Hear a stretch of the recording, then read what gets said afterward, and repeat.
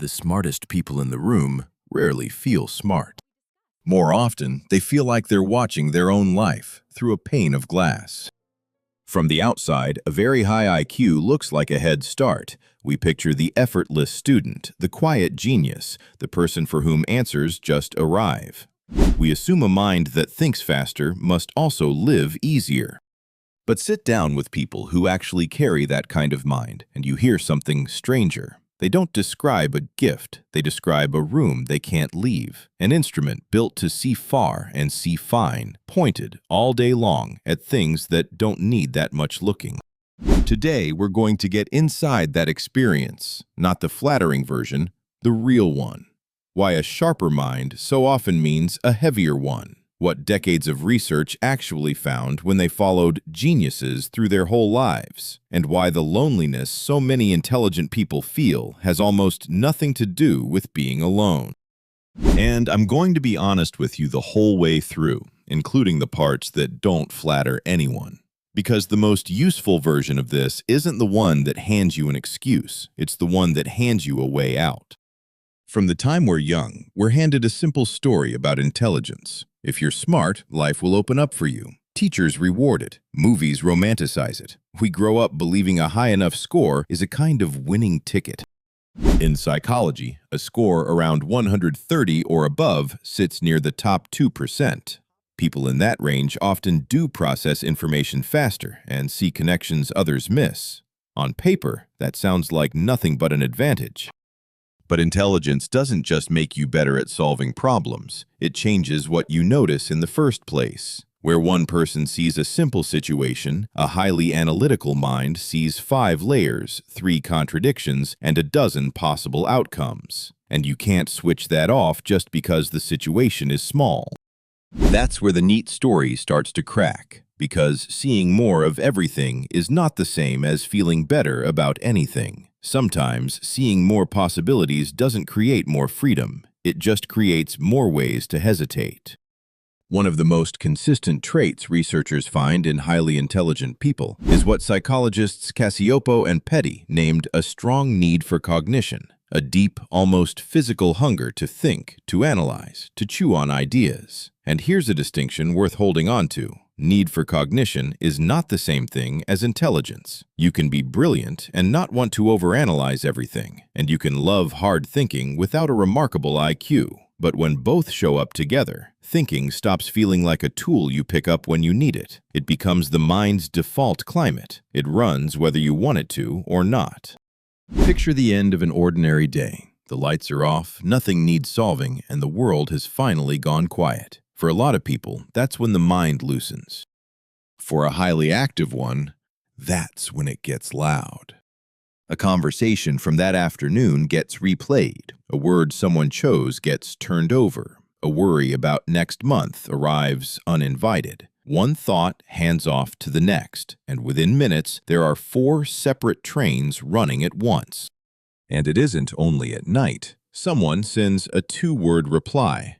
Okay, fine. And where another person reads 4 letters and moves on, this mind opens an investigation. Why fine? Why the comma? Were they annoyed or just busy? Or is this the start of something? A door that should have closed in a second stays open for an hour. Psychologists have a name for the darker end of this pattern: rumination, the same painful thought circling without resolution. Researcher Susan Nolan-Hoeksema spent years showing how closely that loop is tied to anxiety and depression. The tragedy is that the very horsepower that makes a mind brilliant is the same horsepower that, left idling, grinds against itself. And it comes with a specific trap. When you can genuinely see every possible outcome, choosing one becomes agony. It's sometimes called analysis paralysis. You're so aware of everything that could go wrong that you freeze. The instrument that was built for clarity ends up manufacturing doubt. But here's the part almost nobody admits, and it's important. This doesn't always feel like fear. Sometimes it feels like insight. A sophisticated mind can produce sophisticated mistakes because the person is exceptionally good at building a convincing argument around a wrong conclusion. You can believe you're carefully reading the room when you're actually projecting an old wound onto ambiguous behavior. You can believe you're preparing for every outcome when you're really just rehearsing catastrophe. The ability to generate an interpretation is not proof the interpretation is true. There's a second weight that comes with a sharp mind, and it's quieter. Intelligence tends to sharpen your eye for patterns, for the gap between what people say and what they mean, for the small inconsistencies most people wave away. At first, that feels like a superpower. You catch the flaw in the argument. You sense the tension in the room before anyone names it. But the clearer you see the cracks in things, the harder they are to unsee. You start noticing the contradictions in systems you're supposed to trust, the fear hiding underneath confidence, the fragile machinery holding ordinary situations together. Most people filter that out on purpose. It's how they stay comfortable. A highly perceptive mind often can't look away, and slowly that turns into a low background cynicism. Not because the world got worse, but because you're seeing more of it without a break. It shows up in ordinary places. You catch the rehearsed line in an ad, the compliment that's really a request, the way a group slowly rewrites what just happened to protect itself. You didn't go looking for any of it. It arrives unasked, and once you've seen the wiring behind the wall, you can't quite pretend the wall is solid again. For a long time, we imagined intelligence as something cold, pure logic, no heat. A Polish psychologist named Kazimierz Dąbrowski pushed back on that. After decades of working with gifted individuals, he noticed they didn't only think more intensely, they felt more intensely too. He described what he called overexcitabilities, a nervous system that responds to the world at a higher setting than average. Beauty can hit almost too hard. So can injustice, conflict, or a single harsh word. Now, I want to be careful here because this idea gets abused. Dąbrowski's framework is a lens, not settled science, and research does not support treating every sensitive, restless, or emotionally intense person as secretly gifted. Intensity is not a diagnosis, but anyone who has felt an ordinary day land on them like weather understands the thing he was pointing at. You see it in small moments. A piece of music comes on, and everyone else taps along, while you're quietly undone by it. A news story other people scroll past sits in your chest for the rest of the day. From the outside, it looks like too much. From the inside, it's just the volume you were handed. And here's the honest line underneath it. More feeling is not always deeper truth, and more thought is not always better judgment. Intensity is capacity. What you do with it, regulation, decides whether that capacity becomes creativity or chaos. Let me pause here because I'm curious where you land. Of everything so far, the mind that won't quiet down at night, the habit of noticing what other people miss or feeling things at full volume, which one is most you? Drop the number 1, 2, or 3 in the comments. I read them, and honestly, the answers tell a story of their own. Then, stay with me, because what the research found next is the part almost nobody expects. Here's the twist most people never hear. In 1921, a psychologist named Louis Terman set out to prove that high IQ children were destined for greatness. He gathered around 1,500 of them and followed them for the rest of their lives, one of the longest studies in the history of psychology. He fully expected a generation of world changers. That's not what he got. Some did well. Many led perfectly ordinary lives, and plenty struggled with the same things everyone struggles with: loneliness, disappointment, the ache of unmet expectations. A high score, it turned out, guaranteed almost nothing about how a life would feel from the inside. Terman spent the rest of his career quietly revising his own expectations. What separated the members of his group who flourished from the ones who didn't wasn't intelligence. They were all bright. It was the things his test never measured: emotional steadiness, a sense of purpose, and whether they had people around them who actually understood them. And then there's the detail history loves. 2 boys were tested for Terman's study. and rejected for not scoring high enough. Their names were William Shockley and Luis Alvarez. Both of them went on to win the Nobel Prize in physics. Later research pointed the same direction.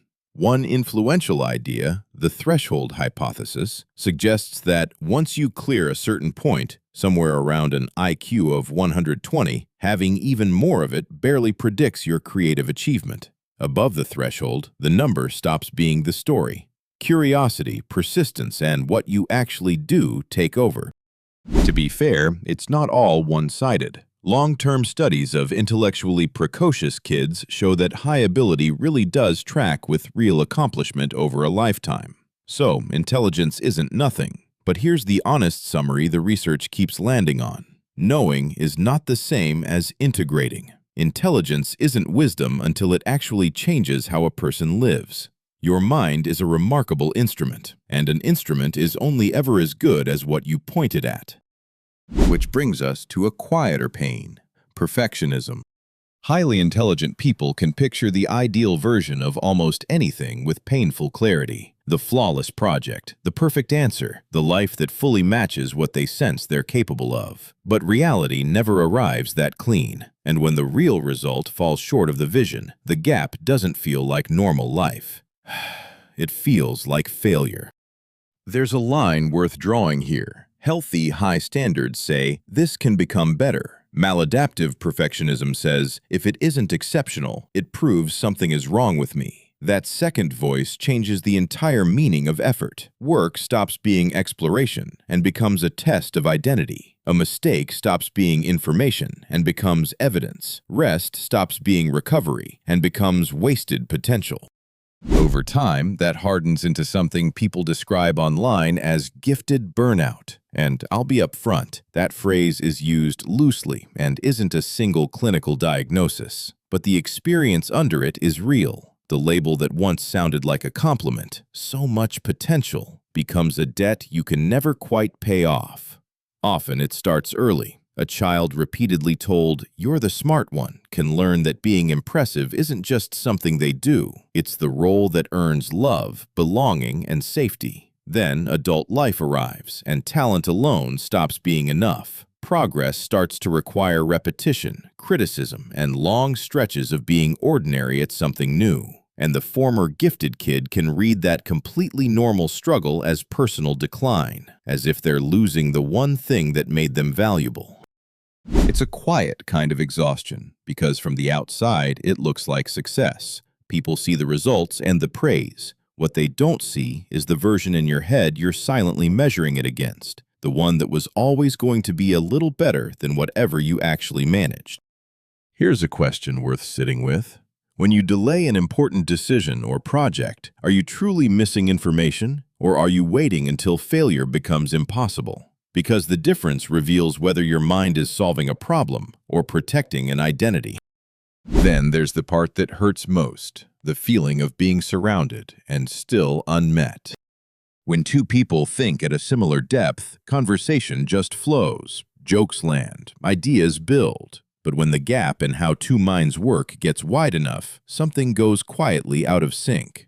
A person who craves conversations about why people do what they do can find themselves stranded in small talk, the weather, the schedule, the surface, and walking away oddly drained. So they adapt, they simplify, they hold the more intense thought back so the room stays comfortable. Psychologists sometimes call this masking.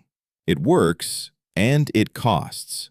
Because when you spend years translating yourself down into a smaller version, you can be in a full room and still feel like no one has met the actual you. You're not alone because nobody's there. You're alone because the part of you that feels most alive is rarely in the room. But now I have to say the harder thing, because your sharp mind will respect me more for it.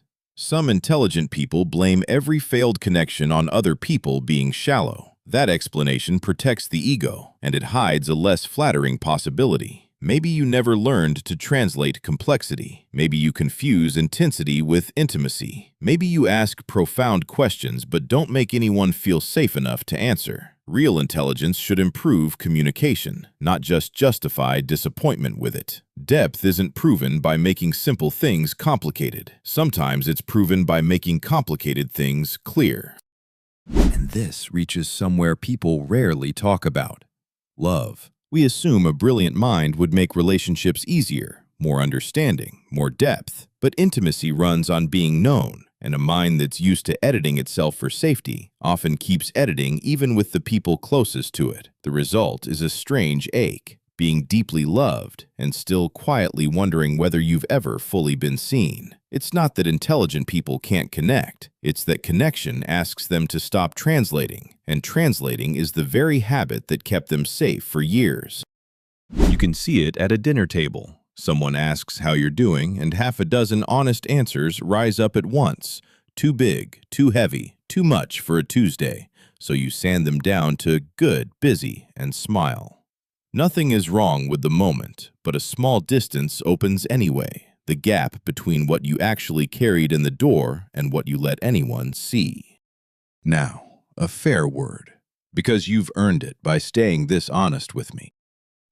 None of this makes anyone superior, and there's a real trap in pretending it does. It feels good to explain your pain with the word gifted. It flatters the ego to believe your loneliness is proof of a rare mind. But suffering is not a credential. A person doesn't need to preserve their misery to preserve their depth. Overthinking can just be overthinking.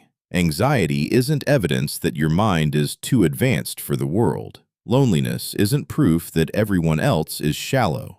And the research on whether smart people are actually more anxious or depressed is genuinely mixed. Some studies find specific vulnerabilities, others find nothing higher at all, and a few suggest intelligence can even be protective. So we should resist the seductive story that says pain proves brilliance.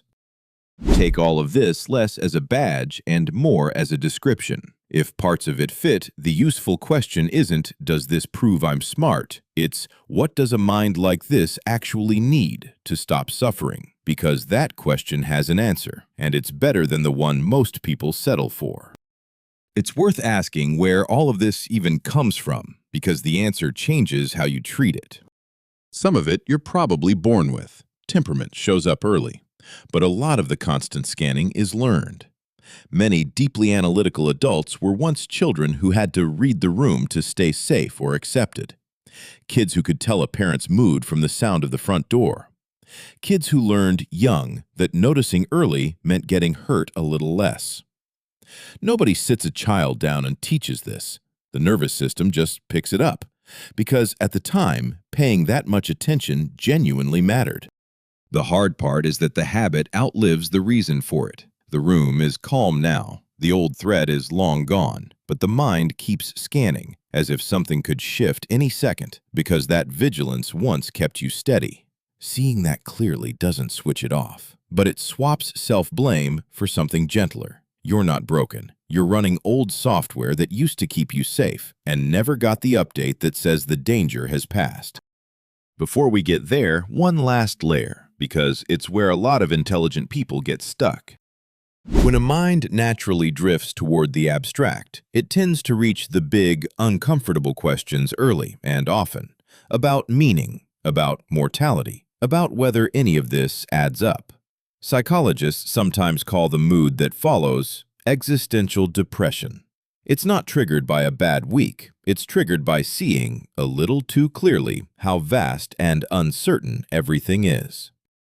And in that state, ordinary life can start to feel almost absurd. Why answer emails when every civilization eventually disappears? Why build a career if identity is temporary? Why love when every attachment ends in loss? These aren't signs of anything wrong with you. They belong to philosophy, art, and every thinking life. But they turn dangerous when they stop being real questions and become traps. The same question on a loop, rejecting every answer because none can offer absolute certainty. And here's the quiet catch. Sometimes the demand for ultimate meaning is just perfectionism wearing a bigger costume. You refuse to live by a meaning that's merely human-sized. But a finite life doesn't become meaningless because it's finite. Music isn't meaningless because the song ends. A conversation isn't worthless because nobody remembers every sentence. Value doesn't require permanence. So where does that leave a mind like this? Is a powerful, restless brain just a life sentence? No, but the fix isn't what people expect. The problem was never that the instrument is too strong. The problem is an instrument this powerful, aimed at nothing but yourself, in the dark. Point a telescope at your own face and all you get is a blur and a headache. Point it outward, and suddenly it does the thing it was built for. So here's what that looks like, concretely. First, give the loop a container. A mind that runs all day doesn't need to be silenced. It needs a time and a place. 10 minutes on paper to let every worry out. Written down, a thought stops demanding to be rerun, because part of why it loops is that it's afraid you'll forget it. And writing does something else the analytical mind desperately needs. It exposes repetition. On a page, you can finally see that 6 different fears are actually one fear wearing 6 costumes. Give the racing mind a page and a fixed time, and you've told it the job is safely recorded. It's allowed to stand down. Second, aim the lens at a real problem, not at yourself. Rumination is what a powerful mind does when you don't hand it a worthy target. A hard question, a craft, a project, a person to help. Direction is what turns grinding into building. Notice that almost every intelligent person you'd actually call content has one of these, something bigger than their own mood that quietly burns off the extra horsepower. Take it away, and that same engine turns inward and starts chewing on the self. Third, treat your emotions as data, not noise. This is the one smart people skip. You can spend 2 hours analyzing whether a colleague respects you when the simpler truth is that you felt embarrassed. You can build an airtight philosophical case against relationships when the real thing underneath is just fear of rejection. So ask the second set of questions. Not only what do I think about this, but what am I feeling, what am I protecting, and what do I actually need? Emotion isn't an interruption of intelligence. It's part of the information. Fourth, accept imperfect participation. Send the draft that still embarrasses you. Join the conversation. Try the skill while you still look like a beginner. Let someone misunderstand you and clarify later. Intelligence only becomes useful through contact with reality, and contact with reality always includes friction. A mind can map every road and never take a single step. Don't be the person who understands the whole journey and never leaves the balcony. Fifth, find your own frequency, but choose it carefully. You don't need a crowd. You need 1 or 2 people who think in the same register, where you can stop translating and just talk at full speed. One person is often enough, one who gets the reference, follows the tangent, and never needs you to shrink the thought. But here's the part that matters. The healthiest people around you aren't an audience that confirms how exceptional you are. They're the ones who challenge your blind spots and value your humanity beyond your performance. Not a mirror, a bridge. And that's the real reframe. Look back at the beginning, that feeling of watching your life through glass. The glass was never your mind. It was your mind with nothing worthy to do and no one to do it with. Give it a target and a witness, and the same instrument that made you feel like an outsider becomes the thing that finally connects you to the world. Because power just generates possibilities. Wisdom is choosing which of them deserve a life. Intelligence was never the curse. Unspent intelligence is. If any of this felt like someone describing the inside of your own head, you're genuinely not alone. The comments under these videos are full of people who thought they were the only one.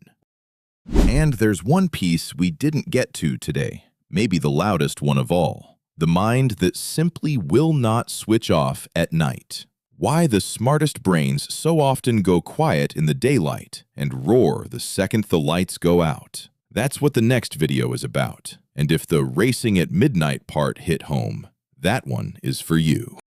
So tell me, which corner of this mind do you want me to take apart next? Leave it below, and I'll see you in the next one.